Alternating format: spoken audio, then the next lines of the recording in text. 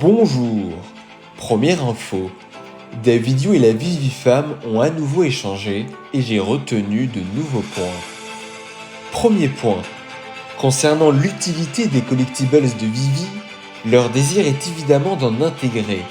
Cependant, le cadre juridique entourant tout ce nouveau monde des NFT est encore très flou. Et c'est pourquoi les grosses marques telles que Disney sont très prudentes. Et c'est une bonne chose. Les personnes travaillant au sein de Disney sont très motivées pour implanter des utilités, mais l'équipe juridique freine leur désir afin de ne pas tomber dans l'illégalité. Il va falloir être patient. Deuxième point.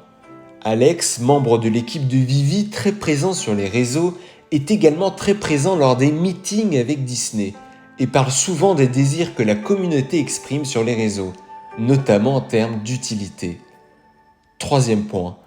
Concernant le logo Vivi couleur bleu et blanc, qui doit dropper avec le nouveau système de drop, il pense à y attacher des utilités, à condition que l'utilisateur détienne les 4 lettres. Quatrième point. Il pense à introduire également un nouveau logo de couleurs différentes, début 2023. Celui-ci sera utilisé entre autres pour des œuvres caritatives. Bon, en toute transparence, je n'ai pas trop compris cette partie-là. N'hésitez pas si vous avez plus d'informations. Cinquième point. S'ils peuvent le faire, Vivi fera un streaming en direct de la Designer Coin d'Anaheim lorsque la Viviverse sera dévoilée, afin que tout le monde puisse en profiter. Deuxième info.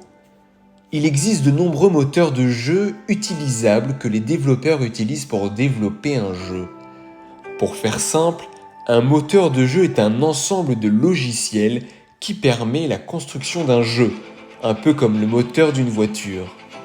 Chaque moteur de jeu a ses spécificités et un jeu qui repose sur tel moteur n'est pas forcément compatible avec d'autres systèmes ou plateformes utilisant un autre moteur.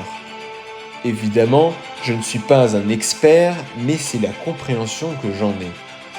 Ceci étant dit, Dan Crothers, l'autre fondateur de Vivi, a précisé que la Viviverse sera compatible avec tous les moteurs de jeu et donc de nombreux appareils. Si j'ai bien compris, cela signifie que la Viviverse sera interopérable et pourra donc tout à fait être compatible avec tout. Des systèmes, des plateformes, des appareils comme peut-être des lunettes en réalité augmentée, une Apple TV, etc.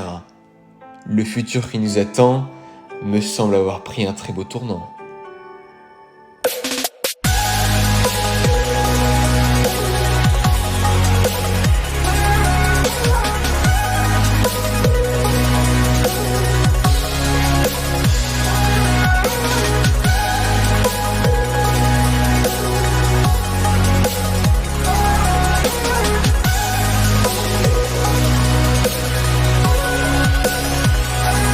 Et comme j'aime le dire, bonne chance.